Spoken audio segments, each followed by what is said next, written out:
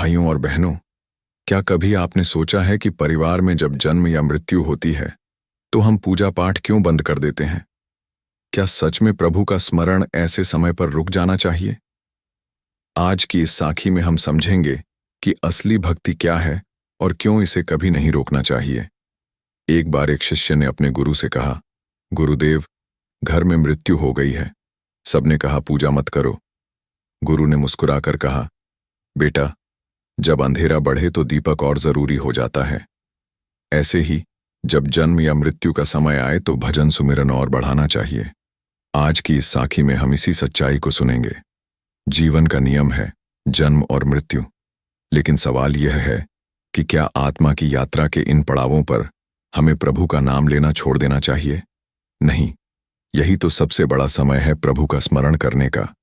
आज की साखी में हम इसी बात को विस्तार से समझेंगे। यहां आप तुरंत सब्सक्राइब का संकेत जोड़ सकते हैं, तो भाइयों और बहनों, गहराई से सुनने के लिए चैनल को जरूर सब्सक्राइब करें। समाज में अलग अलग परंपराएं बनती रहती हैं। जन्म पर उत्सव, मृत्यु पर शोक, यह स्वाभाविक है। लेकिन कई जगह यह नियम भी बन गया कि इतने दिन पूजा मत करना, इतना दिन भजन मत करना। गुरु वचन कहते हैं, भक्ति को रोकना नहीं चाहिए, क्योंकि आत्मा का मिलन परमात्मा से किसी भी क्षण हो सकता है। पूजा का असली अर्थ है प्रभु का स्मरण।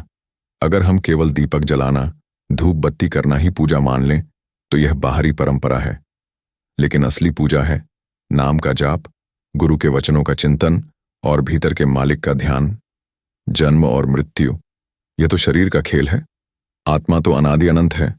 कहते हैं, एक शिष्य अपने गुरु के पास आया। उसने कहा, गुरुदेव, घर में मेरे पिताजी का देहांत हो गया है। मुझे कहा गया है कि 13 दिन तक मैं भजन सुमिरन न करूं। क्या यह ठीक है? गुरु मुस्कुराए और बोले, बेटा, जब तुम्हारे पिताजी जीवित थे तब भी नाम जाप करना जरूरी था, और आज भी है। आत्मा की यात्रा तो भजन सुमिरन से ही सरल होती है। अगर तुम अब जाप बंद कर दोगे तो उनकी आत्मा को भी लाभ नहीं होगा। यह सुनकर शिष्य ने प्रणाम किया और मन में ठान लिया कि अब वह किसी भी परिस्थिति में जाप बंद नहीं करेगा। संत महापुरुष कहते हैं, जन्म और मृत्यु दोनों आत्मा की यात्रा के पड़ाव हैं। जब बच्चा आता है तो नई आत्मा प्रवेश करती है। जब मृत्यु होती है, आत्मा बाहर निकल जाती है। इन दोनों अवसरों पर हमें और अधिक प्रभु का स्मरण करना चाहिए, क्योंकि यही वह क्षण है जब आत्मा का मार्गदर्शन भजन सुमिरन से होता है।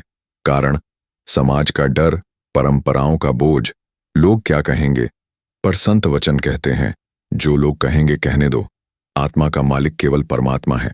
असली धर्म है सत्संग सुनना, सुमिरन करना, नाम जाप करना। कबीर साहिब कहते हैं, जिन मरने से जग डरे, मेरे मन आनंद, कब मरिहों कब पावहों, पूर्ण परम आनंद। यानी मृत्यु कोई भय की बात नहीं, आत्मा का घर लौटना है।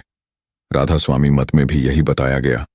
भजन और सुमिरन को किसी भी परिस्थिति में मत छोड़ो।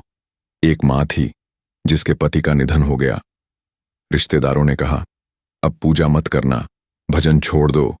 लेकिन माँ ने जवाब दिया, अब तो और भी ज्यादा भजन करना चाहिए ताकि मेरे पति की आत्मा को शांति मिले। उसकी निरंतर भक्ति से उसके परिवार का जीवन भी बदल गया। जन्म और मृत्यु यह प्रकृति का नियम है। पूजा बंद करना सही नहीं, बल्कि ऐसे समय में भजन सुमिरन और भी जरूरी हो जाता है। भक्ति केवल शुभ अशुभ की नहीं, निरंतरता की मांग करती है। संत वचन, जो भी हो नाम जपो, यही सच्चा धर्म है। तो भाइयों और बहनों, आज हमने समझा कि परिवार में जन्म हो या मृत्यु, भजन सुमिरन को रोकना सही नहीं, बल्कि हमें और अधिक लगन से नाम का जाप करना चाहिए, ताकि आत्मा को मार्गदर्शन और शांति मिले।